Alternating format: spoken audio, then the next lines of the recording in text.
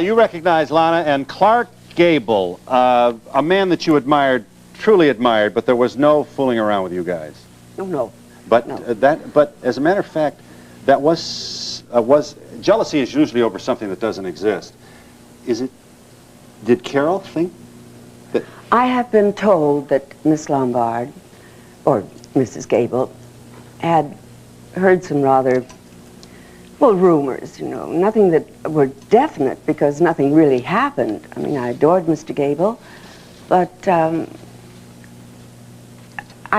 we were friends. Mm-hmm. But when at 6 o'clock came, he went his way and I went mine.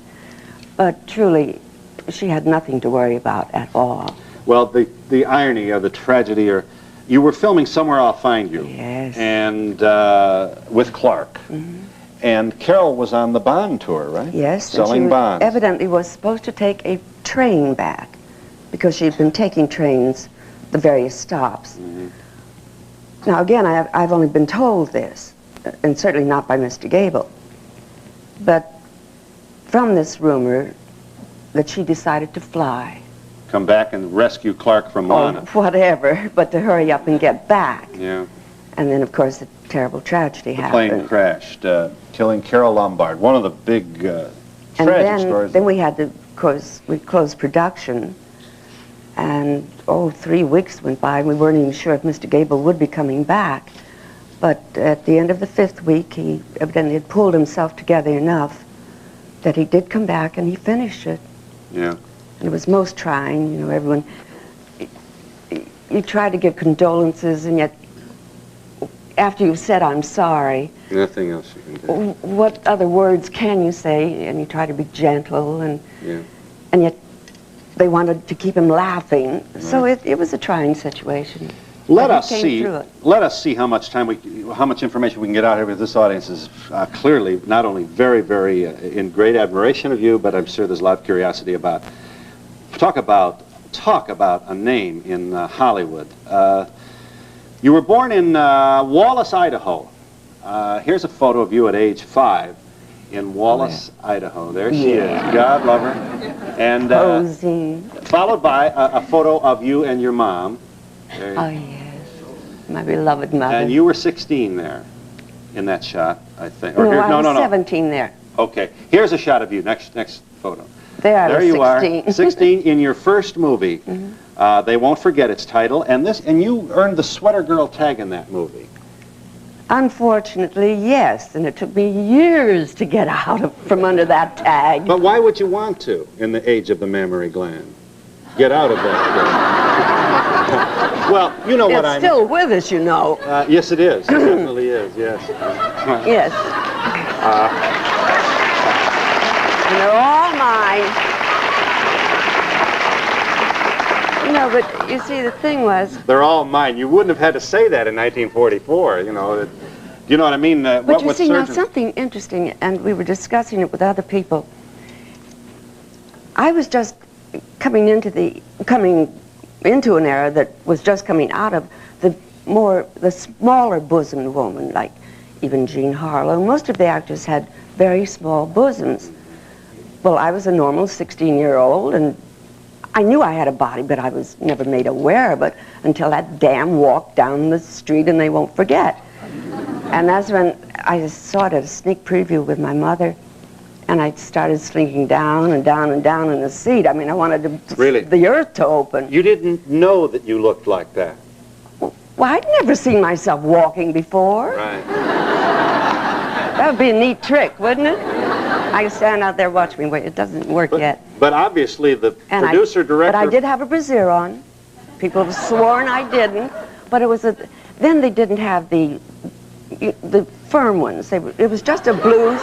You know what I mean. You know. Yeah, this sounds like the world's first jiggly. Because that's what... Well, they bounced. That's what television is accused of. But it was just a silk bra. Mm-hmm.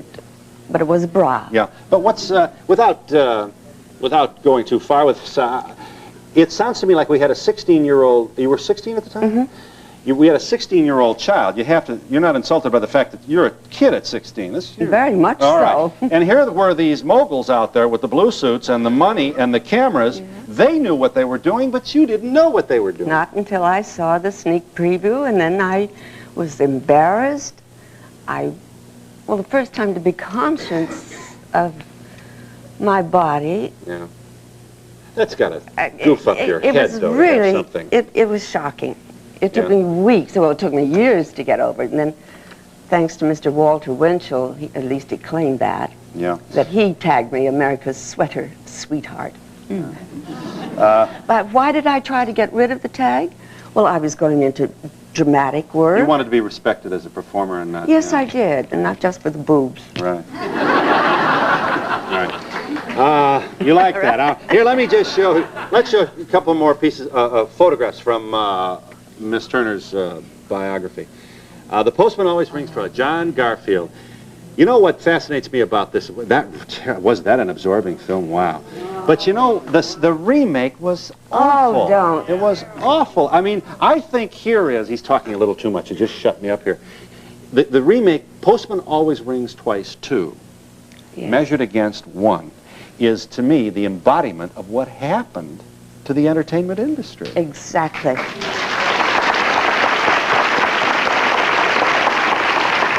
Because what I resented so, certainly I had no control over it, was the fact that they took what had become a classic with Garfield and myself and turned it into such pornographic trash. And mean. It was mean. It was vicious. Now, in our film, we didn't say the word damn. The closest we came to nudity was a two-piece white bathing suit that I wore, and he wore swim trunks like boxer, not even the little bikinis that the fellas wear now. So, and yet our picture had so much sex coming from the screen just by innuendo and by looks.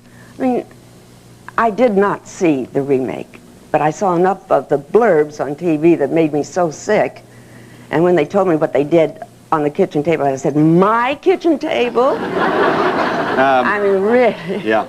Here's a photograph of one of the grimmest, darkest moments of your life, a reminder of it. This is Johnny Stompanato. No, that is Tyrone Power. Oh, well, we skipped. What happened to 16-319? That certainly is Tyrone Power. Yes. Are we out of sync? There here, is friend? Mr. Stompanato. There he is. All right. This is Stompanato. This was a... How do you want to... We better dismiss this at the top. It's okay we talk to you about it. Your daughter interrupted what she perceived to be a situation in her own house which was threatening to her mother. Yes. And stabbed Johnny. He dies. She's subsequently acquitted.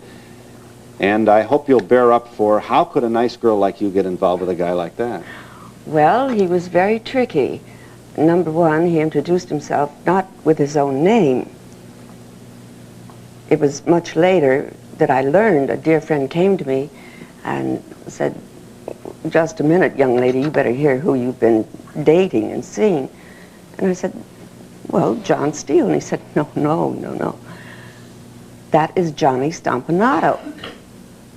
Well, I had heard the name thrown around in Hollywood, and he was a hood, a mobster. So I accused my friend of lying, of which I should not have done. And he brought me definite proof. So by that time, I was a little far into the affair. That's what it was. And I was fascinated by the man. He was generous. He wooed me. I was afraid to mention anything that I saw in a window or something that I liked because it would show up the next day. But when I accosted him with... I mean, he was diamonds, he was sugar daddy, you're saying? Oh, yes, but different records and pieces of jewelry and things like that, that I say, I can't accept that. Right off, you know, because I'm used to buying my own things if I like. But as I say, when I learned the truth and I accosted him with it, and he denied it, and I said, no, you cannot deny.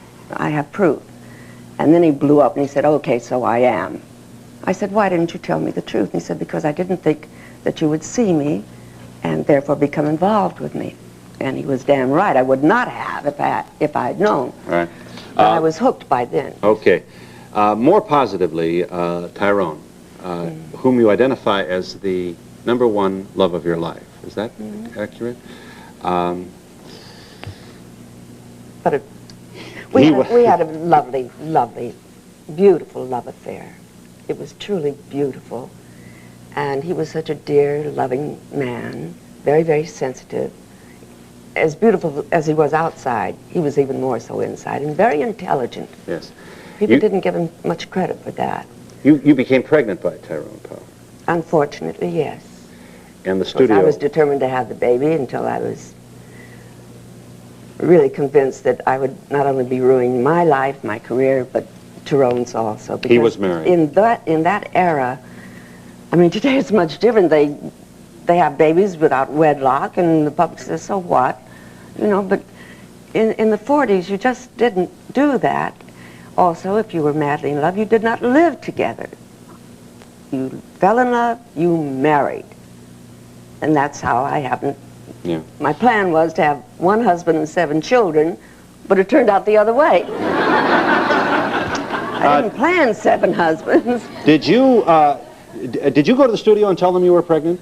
No. No, you didn't tell anybody? No. You chose... Only he suggested the wife of a very well-known executive who was our mutual friend and the only woman that I could trust, because I didn't want to give it up. He didn't ask me to, but he didn't say keep it either. He left it right up to me, but to go talk to this lovely lady. And of course she convinced me, Lana, you're kidding yourself. I said, well, I'll go away to an island and I'll have it. And I'll come back and I'll say I've adopted it. She said, fine, looking exactly like Tyrone Power, that'll be interesting. So no, I had no way. So you had an abortion? Yes. What year was this? The beginning of 1947. Where does a woman in 1947 get an abortion? Well, at that time, there was a very wonderful woman doctor who had her own clinic. And it was all done, sterilized, everything, and not the, you know, the dark street, the butcher alleys kind of thing. So I was able to find her, and she was very gentle with me, and she pulled me through it and watched me afterwards. When did you tell Tyrone that you had made this choice, or that this had what? Well, we had rigged up some kind of a code, because he was on the flying trip throughout South America and Europe. And even though it's in the book, do you want me to answer it? If I decided to keep the baby, I would... Oh, we went to a friend's ham. He had a ham station. That's what I should have said first. To his home. And it had all been arranged, what day, what hour, and all that. You'd get on the radio? Yes. So the code was, if I decided to keep the baby, I would say, I haven't found the house yet. If I decided that I would abort, then I would say, I found the house today. And that's what I said. And what, if anything, happened? Because you never know who's listening in on those things. Right. You know? Well, it's a world, right. It's a eavesdropping situation. Did you see him after that, or what? Was there a tearful farewell? How did you terminate this thing? Very sadly, I was waiting in New York for him. That was the plan. And he would fly back and then refuel and pick me up in New York, and I'd fly back to California with him. So I waited and waited and waited about almost 3 weeks. And hadn't heard from him, couldn't imagine where he was. Then I heard that he was in Rome. So finally, the telephone rang, and it was Tyrone. And I said, where are you? And he said, I'm in Palm Springs. I said, but you were supposed to pick me up here in New York. I've been waiting. He said, well, Daryl Zanuck said I had to come right back. And I said, well, what do you want me to do? Do you want me to fly back, or are you coming here? What? And he said, well, no, I have to stay here. So I said, well, I'll be on the next plane. So I was still in shock, you know, what had happened, of course. Later I found out that he had met another woman. But when I did fly home, and then we did have our discussion, and woman's intuition, I said, I feel something is wrong. And he said, like what? And I said, is there another woman? And he said, yes. I said, I see. Now, whether he expected me to ask, who is, I mean, once he said yes, I just caved in. I didn't want to know who it was, where it happened, how it happened. Of course, much later, I found out it was Miss Linda Christian, who had been sent to Rome, because they were trying to break us up anyway. Two studios. The studios were in the business of... 20th and MGM. So the studios decided who got pregnant and when and what babies were kept. Well, I don't know about the pregnancy, but they were trying to break up our romance. You know, but it really was a very paternalistic... I mean, the fact that a grown man would fly to Palm Springs because Mr. Zanuck told me to. That's the way it was. It really was a juvenilization of the stars, wasn't it? Yes. You know, there have, as I think you know, there have been sort of suggestions, posthumous suggestions that Tyrone Power was gay. I assume you are here to put that to rest forever, huh? I can only say this, that I naturally only heard about it after his death, and then I think some terrible person wrote a book. But all the time I knew him, there was never a sign of it. Believe me, he was all man. Yeah. Here is a photo of your daughter, Cheryl, about whom you speak very proudly in your book. Yes. And you were also candid to tell us that this was a rough childhood for her. I mean, I assume it was no picnic having someone of your fame and the responsibilities. Only in retrospect do I realize how difficult it was. I mean, forgetting the tragedy for a moment, just growing up. Yeah. I didn't exactly think that I was stupid at the time, and of course my friends had children and they seemed perfectly normal. Yeah. And my child was normal, but again, fate, all of this is preordained. Like when I've been asked, Miss Turner, would you change anything if you could? Well, sure, I would like to change a lot of things, you know, faults and mistakes that I made. But you didn't know it at the time. It's only in retrospect do you realize. Too soon, I think too that late. all of us would react the same way. Here's a photo of Lana in all her sultry personhood. Look at this. Oh, yeah. Aren't you good looking? Now, I watched you on the Today Show with Bryant Gumbel, and I was totally absorbed by the way you reviewed the men in to whom you were married. Oh, that was so funny. Well, I was very... No, may I tell it? Forgive me for interrupting. Some people, because I just finished a Falcon Crest. So with whom you started? Yeah, with, my second one. So I rented a portable TV to take to the set because it came on at 6:30 in LA time, 6:30 to 9. Well, by that time I was in putting my makeup on and getting my hair curled and all that. So that day, and he announced it the day before that would be the day that I talked about my 7 husbands. So after the show, some other people who had seen it came onto the set. They said, do you know that Lana talked about her 7 husbands in 5 minutes? And they said, how? Yeah. Because I zipped right through them. Well, I want to see if I can put this lightning back in the bottle here. With apologies to Brian, I'm going to try and copy what he did. Would you try and do that for us here? Because we don't have much time. We have an audience that wants to chat with you. Here we go.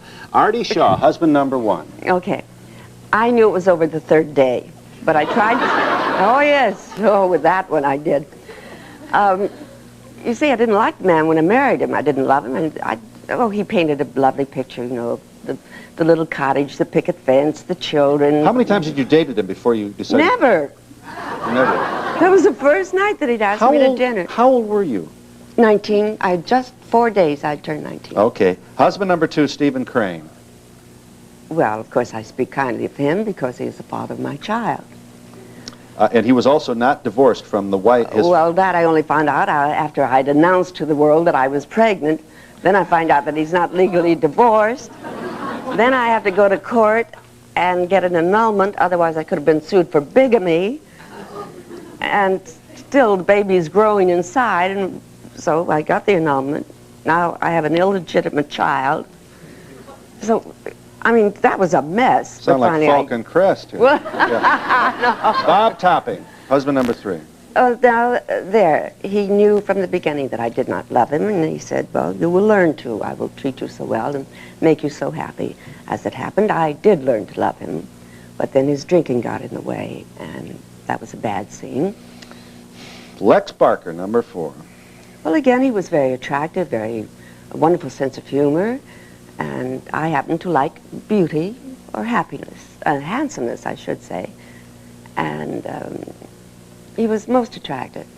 But then his career wasn't doing well, and then when two careers collide, so then that fell apart. Husband number 5, Fred May. Are we up to 5 minutes yet? No. Fred May. Now, that was truly a wonderful man. He is still my dearest friend. He still handles my real estate and some other business. And we still have a wonderful, deep love and respect for each other, much more than when we were married, it seems. He has since remarried to a lovely lady. I adore her. She likes me. And I'm blessed that I still have his friendship. Robert Eaton, number 6. Well, he, again, was around, handsome, attractive, attentive. And he was well, I said it on Brian's, so I have to say it. It's in the book. He was the man who, for the first time, introduced me to what beautiful sex was and could be. And How old were you then? Oh, I was in my 40s. And he was 10 years younger than I, and I hesitated about that because I had never gone with a younger man, much less married him. But he was everything to me. Yeah. Number 7, Ronald Dante. That I wish we could forget. In fact, I said on Brian's, you know, I really wish to goodness that I could prove that he had hypnotized me, because then I could have an excuse for why I did such a dumb thing. He was a hypnotist, was he not? Oh, yes. He was a nightclub. He was a fine one. A good hypnotist. He was a good one. Yeah. Yeah. Back here, I still like to think that he did it. Right. Now, but I have no proof. We're long here, but I just have to get this in. I don't think you mind if we say, as you've shared with us in the book, you are 61, is that right? 61, and very happy for him.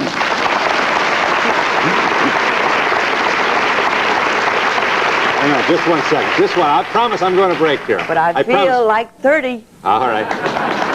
You also, here's the point. You clearly are taking wonderful care of yourself. You look wonderful. Your body's gorgeous. I'm healthy. You take care of yourself. You are clearly an educated, together. You are not goofy. You know what I mean? You're not flaky. Thank you. All right. No. How could you possibly marry these guys? What the, I don't understand. Now, I must clear that up. You speak of me as I am today. I'm a different woman today than I was then. I have matured finally. It's about time. But also, the last 10 years, well, the last 2 and now going on 2.5 years, when I gave up drinking, I mean, a whole new woman came out through the help of God and a fine doctor. Really? Before that, I was miserable, I was unhappy, I was confused, I couldn't make decisions, and people were manipulating me, and instead of saying, look, that's wrong, I don't want to do that, I'd say, well, whatever you think, and sit and sip. But one good thing, I have learned that I was not and am not an alcoholic.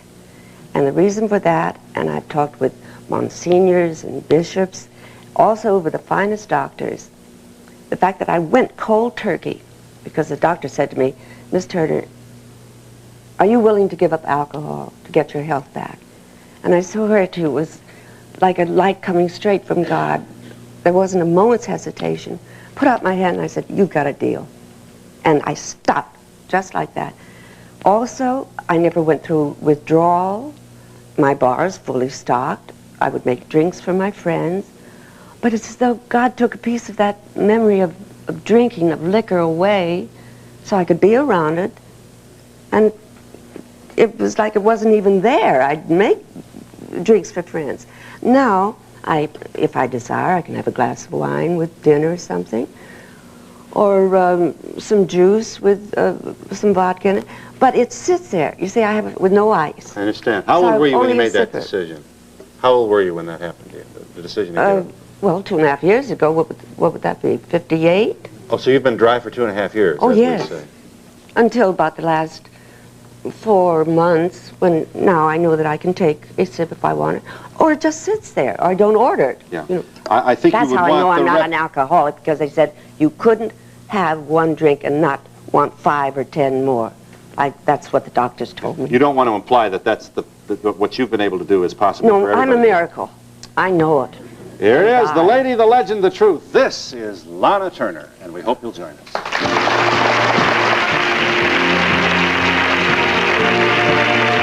He is. I wonder what the year is. This is Ronald Reagan in a military,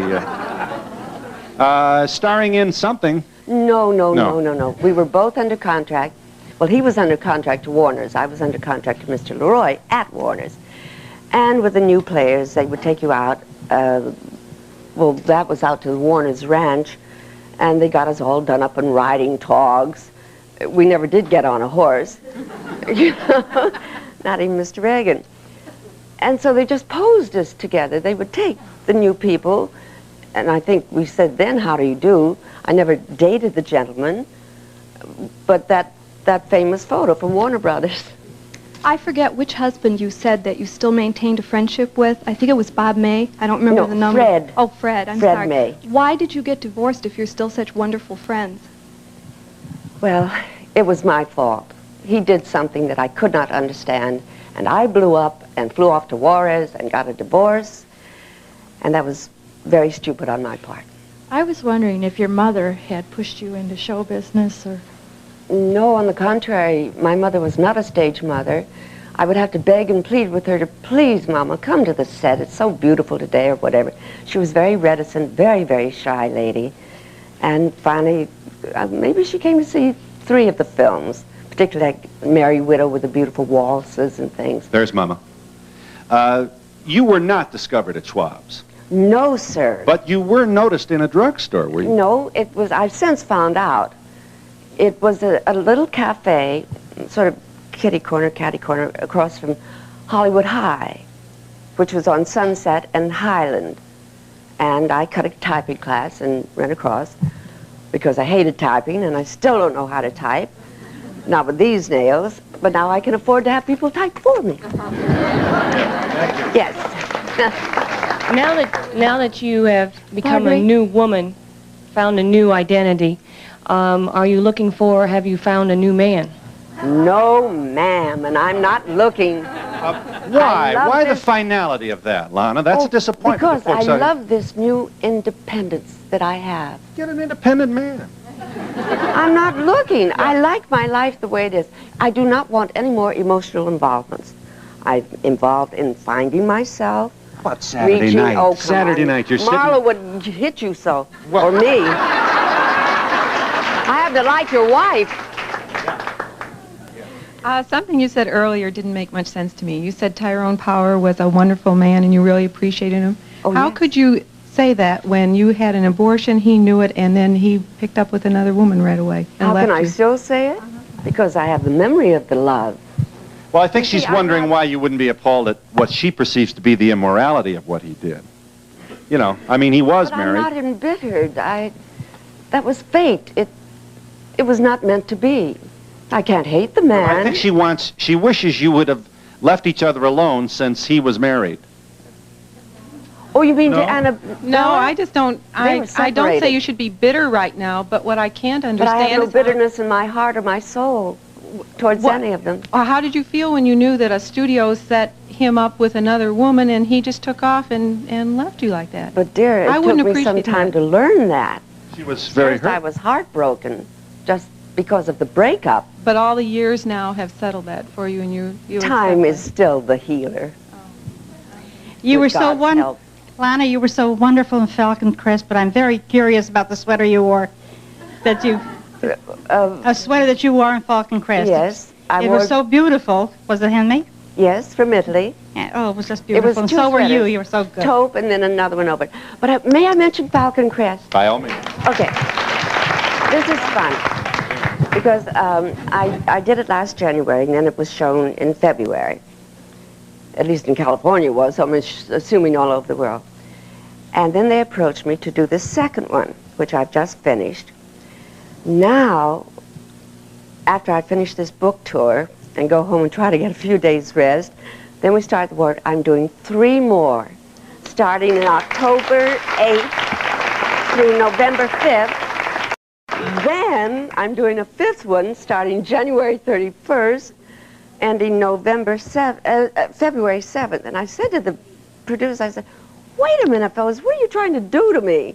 I've just been a drop-in and a take-off character. Yeah. But no, the plans they have for Jacqueline. And we'll be back with Lana Turner in just a moment.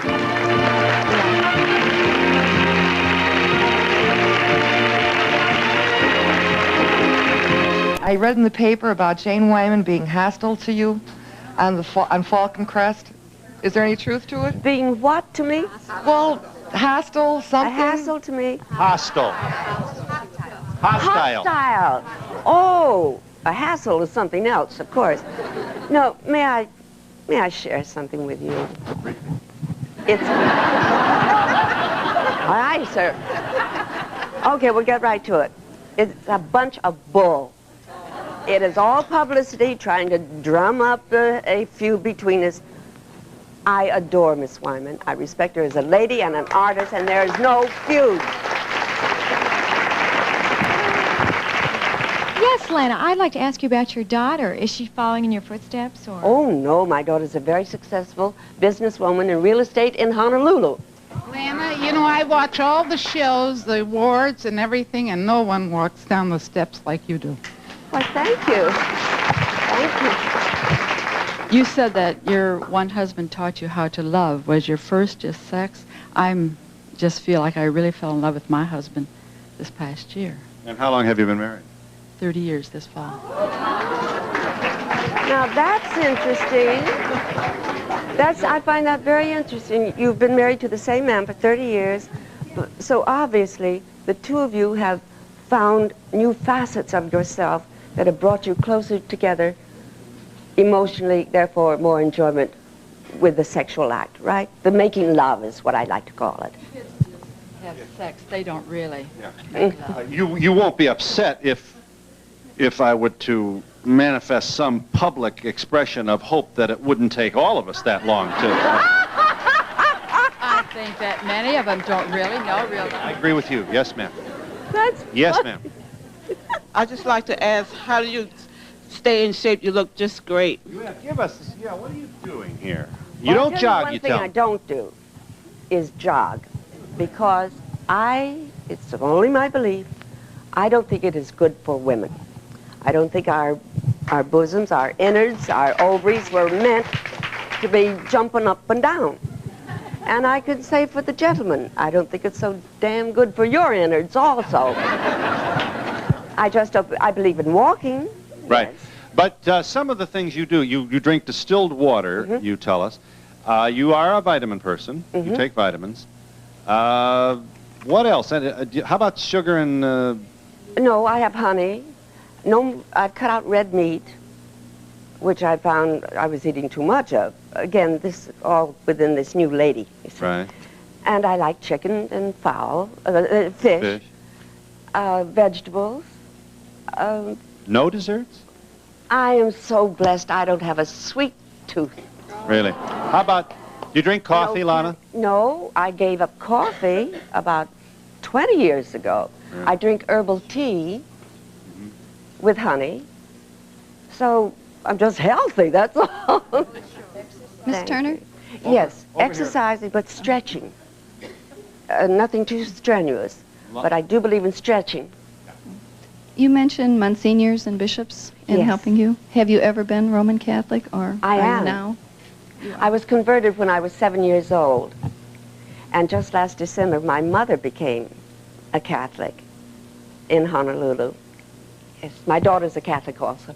You are such a beautiful lady. I was wondering, are you in the Mary Kay skincare program? Am I on it? Yeah. I'm No, interested I've never in... used her products. Oh, yeah. I'm interested in knowing what you were converted. You say you were converted when you were 7. Mm-hmm. What was your background prior to that? Well, my mother couldn't remember whether we were Baptist, Presbyterian, or what. And your father was a murder victim. Oh yes, yes. There's some confusion about exactly what happened, but I think Well, he was you hit over tell the us that it head. may have followed a card game, or Yes, and he won too much money, and they hit him over the head, and then you were a very little girl when that happened. I was 9. That was December, 2 weeks before Christmas, and I would have been 10 in February. Yes. After hearing about your 7 marriages, I am interested in knowing how you feel about the idea of marriage nowadays. Easy come, easy out, easy in, easy go. This living together, no marriage. What is your idea? We just celebrated our 55th wedding anniversary yesterday. God bless you. I really feel the real reason for success in marriage is a common love for God and fellow man, and take it from there. But when I hear of all of this, I just wonder what your thought is on the concept of marriage as it is today. I will be very, very honest with you and try to be concise. Had it been in my era, as it is today, believe me, I would have lived a while with these men and therefore not have married them. Now, getting to today and the young people who are living together, I think they're saving themselves a lot of heartache with what I call paperwork. It's too damn easy to get married, and it's hell to get divorced. So this is just my feeling. I agree, let them live together first. Hopefully they do not have children, and if they do, then marry. But find out, don't rush into marriage so fast. But again, our mores have changed so drastically. And I hope mothers don't hate me in the audience, but if the daughter wants to live with the man, try it out. Then they find out, because you do not know a person until you live under the same roof. Right? Yeah. There are some Catholics out here who presume that you haven't discussed this with the bishop. You know. The Monsignor, no. Yeah. I get to go to California quite a lot, and it is so beautiful in Beverly Hills and Hollywood Hills. Why did you make your home in Honolulu? Well, I have 2 homes. I live in Century City. I have a beautiful condominium, 20 floors up. And then because my mother was living, I just lost her last February, and my daughter were living in Honolulu, then I bought a penthouse there because, and I was going to sell my one in LA because my family was there, my only family. Now I have 2 places. I have to sell one or the other, but I'd love to be near my daughter when I'm not working. And we'll be back in just a moment.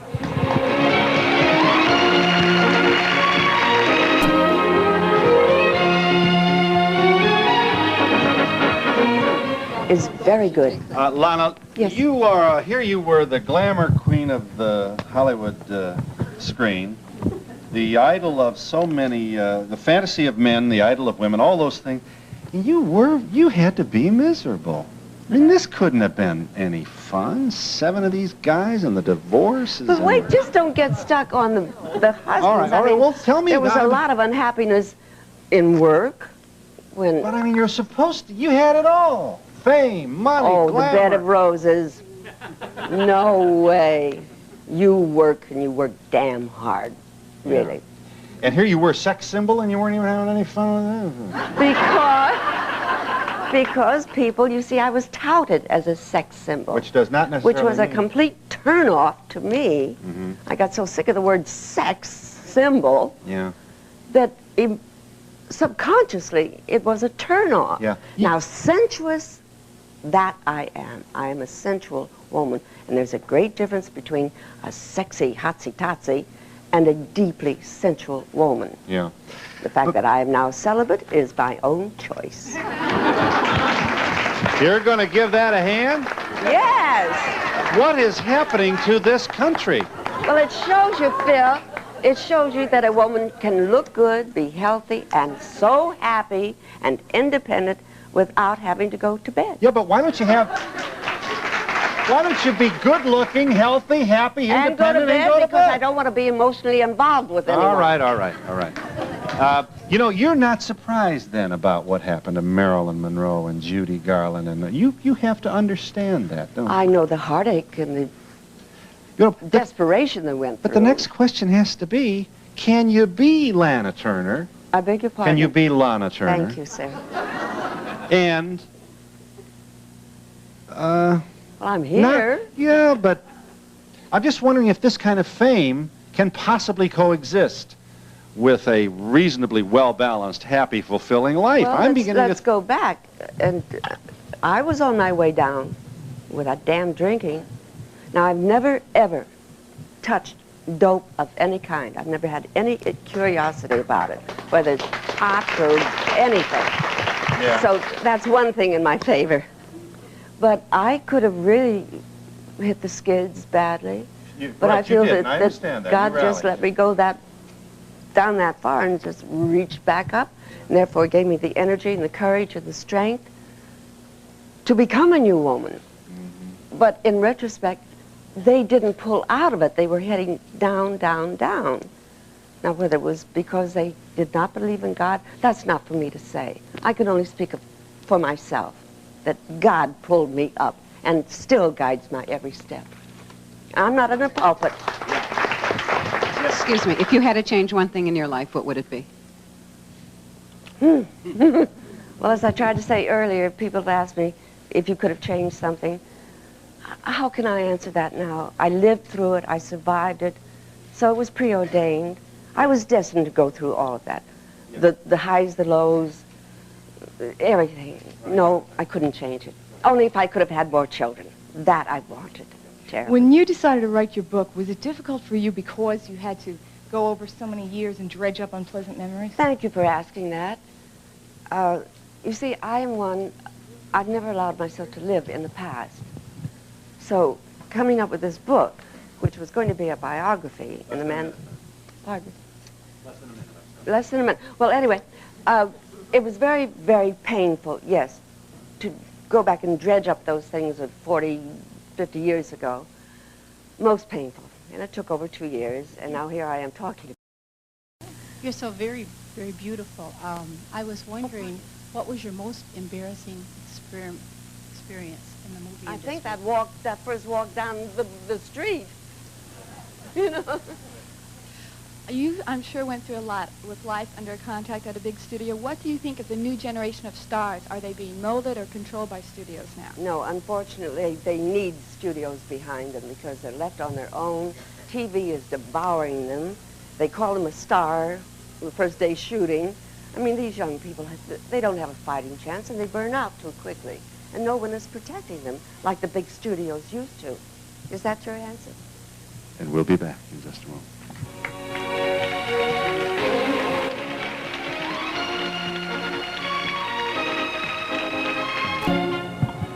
Yes, ma'am. Yes.